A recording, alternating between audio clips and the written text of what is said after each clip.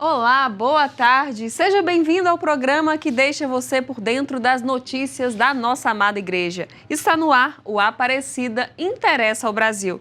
E eu quero convidar a você para fazer parte também do nosso programa. Claro, será um prazer compartilhar os acontecimentos da sua diocese para todo o Brasil. Então é só enviar o conteúdo para o e-mail que está aparecendo. E a gente começa nessa segunda-feira trazendo notícias do Santo Padre. E no texto preparado para o Ângelus, publicado pela sala de imprensa da Santa Sé, Francisco disse que enquanto segue no hospital, pensa em tantas pessoas que de diferentes maneiras estão próximas dos doentes e são para eles um sinal de esperança do Senhor. Precisamos disso, do milagre da ternura que acompanha aqueles que estão passando por provações, levando um pouco de luz na noite de dor, disse o pontífice. E trazendo aí as últimas atualizações da Santa Sé, as melhoras registradas nos dias anteriores se consolidaram ainda mais, como confirmam os exames de sangue e a boa resposta à terapia medicamentosa. E por esses motivos, os médicos decidiram no dia de hoje retirar o prognóstico reservado. No entanto, tendo em vista aí a complexidade do quadro clínico, será necessário continuar o tratamento médico em ambiente hospitalar por mais alguns dias. Claro, a gente segue feliz com essa notícia e continuamos colocando o Santo Padre nas nossas orações. E mudando de assunto, diversas iniciativas têm sido realizadas para disseminar e aprofundar o tema da campanha da fraternidade. E uma delas aconteceu no fim de semana em São Paulo. Eu estive lá e mostro para vocês como foi. Uma tarde dedicada à reflexão e ao aprendizado sobre a campanha da Fraternidade 2025. A atividade foi promovida pela Conferência Regional dos Religiosos do Brasil de São Paulo, pela Comissão Justiça, Paz e Integridade da Criação e pela Conferência da Família Franciscana do Brasil. Essa consciência de que nós recebemos e foi colocada ao nosso dispor a criação para esse cuidado. Então, um evento como esse, um momento de conscientização sobre a questão ecológica que nos impacta tanto nos dias de hoje é fundamental. Nós estamos celebrando esse ano, em comunhão com a campanha da fraternidade, os 800 anos que São Francisco de Assis compôs o Cântico das Criaturas. E o objetivo é que esse grito da natureza ele seja também um grito nosso e que nós possamos olhar para ela e socorrê-la. O evento contou com a presença de religiosos, leigos e 2 redatores do texto base da campanha, que este ano reflete cuidado com a casa comum. Quando a Comissão de Ecologia Integral e Mineração propôs esse tema para esse ano, talvez a gente não tivesse noção de quão contemporâneo ele é, né? Nós hoje estamos vivendo um mundo que já não grita mais, Ele dá aos berros, desesperado, dizendo: convertei-vos. Coube a mim de cuidar da fundamentação bíblica. Então a minha grande pergunta foi: o que a Bíblia nos traz de reflexão sobre o ambiente, sobre os seres não humanos? Só para lembrar quais são: o ar, a água, o solo e a temperatura, os vegetais e os animais. O texto destaca a responsabilidade humana no cuidado com a casa comum. Defende uma ecologia integral, que aborda não apenas os aspectos ambientais, mas também os sociais, culturais e econômicos. Então, o Papa Francisco, quando diz conversão ecológica e ecologia integral, ele está dizendo não só do cuidado com a casa comum, mas do cuidado com a pessoa humana, para que todos nós, eu e vocês, superemos a cultura do descarte e aprendamos e façamos acontecer a cultura da acolhida e do cuidado. Além das reflexões, o evento proporcionou momentos de troca de experiências e aprendizado coletivo. Eu vim em busca de mais conhecimento porque a gente precisa saber como trabalhar esse tema. porque além dele ser assim, um envolvente, mas a gente tem muita dificuldade como trabalhar, o que fazer como ação concreta. Semente lançada para que mais pessoas possam se engajar e colaborar ativamente na promoção de uma ecologia integral. A partir desse encontro, nós esperamos que muitos frutos nasçam, especialmente no que nós consideramos a questão toda da Laudato Si, essa dinâmica da casa comum, que possamos realmente ser semeadores e transformadores de toda essa questão ambiental, que possamos semear bons frutos para colhermos bom fruto no futuro. E a gente segue falando da campanha da fraternidade porque a Conferência Nacional dos Bispos do Brasil realizou aqui no último domingo o lançamento da campanha na Casa da Mãe Aparecida. Acolhidos na Casa da Mãe Aparecida, devotos e representantes da Conferência Nacional dos Bispos do Brasil participaram da cerimônia de lançamento da campanha da fraternidade. E poder estar aqui hoje para o lançamento da campanha da fraternidade deste ano de 2025, com esse tema bonito, fraternidade e ecologia integral, recordando a bondade que Deus viu em toda a criação, eu diria uma oportunidade muito bonita para viver mais intensamente a Quaresma.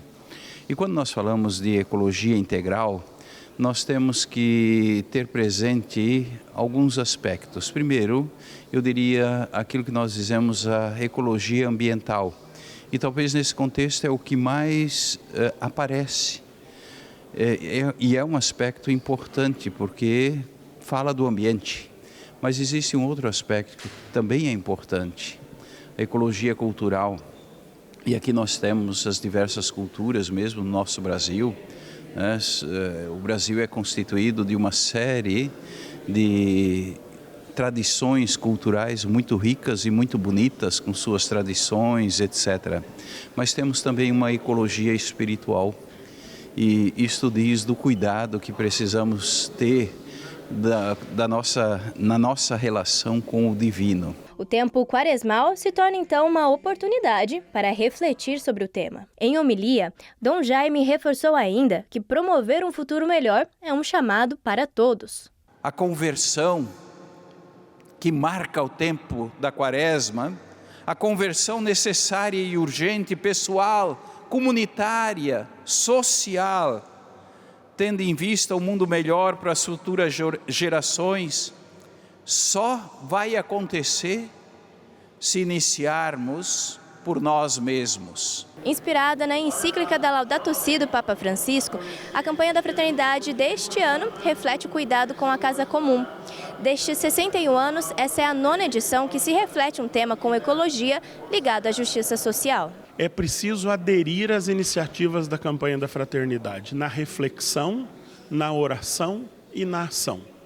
Nós precisamos conversar, nós precisamos refletir sobre as atitudes. E é importante que cada pessoa, cada comunidade e também a sociedade encontre os seus gestos concretos para a conversão ecológica, para a conversão integral. O texto base da campanha da fraternidade sugere uma lista de sugestões para a pessoa, para a comunidade e para a sociedade. Atitudes simples, como abolir os descartáveis, como ser mais responsáveis na utilização da água, como não desmatar, não cortar árvores, mas plantá-las para que esse planeta fique um pouquinho mais fresco. E assim, atitudes simples, pequenas, mas que cada um de nós pode fazer. A consciência ecológica e a sustentabilidade sempre foram uma preocupação do Santuário Nacional. São várias iniciativas que fazem a fé e o cuidado com o meio ambiente caminharem lado a lado. E você, da família dos devotos, nos ajuda neste compromisso de cuidar da casa comum. O nosso muito obrigado. E ainda trazendo notícias aqui do Santuário Nacional, no último dia de fevereiro é comemorado o Dia Mundial das Doenças Raras. E pensando nisso, a Casa de Saúde Nossa Senhora dos Raros promoveu, aqui na Casa da Mãe, uma corrida nacional que promove visibilidade ao movimento. São raros, mas não estão sozinhos. Entre familiares e amigos, pessoas portadoras de doenças raras se reuniram para mais uma edição da Corrida Nacional dos Raros. A segunda Corrida Nacional Inclusiva dos Raros é um momento para conscientizar a sociedade civil, gestores públicos, parlamentares. É um momento de dizer aos raros, suas famílias, cuidadores, educadores e profissionais da saúde, que nós não estamos sozinhos. Para mim é muito emocionante, né? Hoje ver que tem muitos Williams diagnosticados, tratados, né? Alfabetizados, porque os prognósticos antigamente é que eles não iam conseguir nada, né? E eu tenho muito orgulho, né? Nós participamos desde a primeira corrida dos raras, né? E vamos participar de todo e eu tenho muito orgulho. No primeiro momento, os participantes retiraram o kit com água, camiseta e cereal. Depois, a concentração na tribuna Dom Aloysio Louscheider contou com a presença de uma turminha especial, os devotos mirins. De acordo com a Organização Mundial da Saúde, cerca de 13 milhões de pessoas no Brasil vivem com algum tipo de doença rara, enfrentando diversas dificuldades, desde o diagnóstico até o tratamento. A corrida, então, se torna um símbolo dessa luta e reúne pacientes, familiares e apoiadores desse movimento em busca de visibilidade. O Oscar hoje a gente trouxe para dizer que, fazendo uma referência ao filme, que ainda estamos aqui. As pessoas com doença rara, elas não desaparecem da sociedade simplesmente porque são ignoradas, né? Então a gente permanece aqui. Então o fato de não se ter política pública ou não ter nenhum tipo de ação para a gente, não significa que a gente vai sair daqui. E a emoção de estar correndo com outros raros também dá uma certa emoção na gente, porque a gente vê a luta de outras mães, outras famílias, com essa dificuldade, todos na mesma luta, né? De conscientização, de medicamentos, e nós só temos a agradecer. A Jo Nunes teve uma filha, a Jéssica, que recebeu o diagnóstico de uma doença rara, mas na época ainda não tinha muitos estudos para ajudá-la.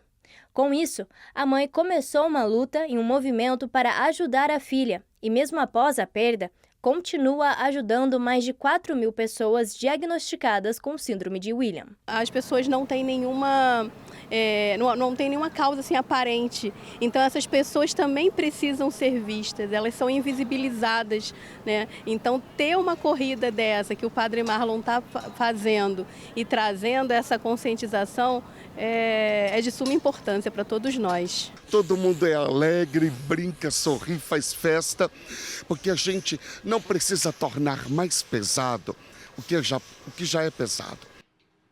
O programa Aparecida Interessa ao Brasil fica por aqui, mas amanhã a gente está de volta com as principais notícias da igreja.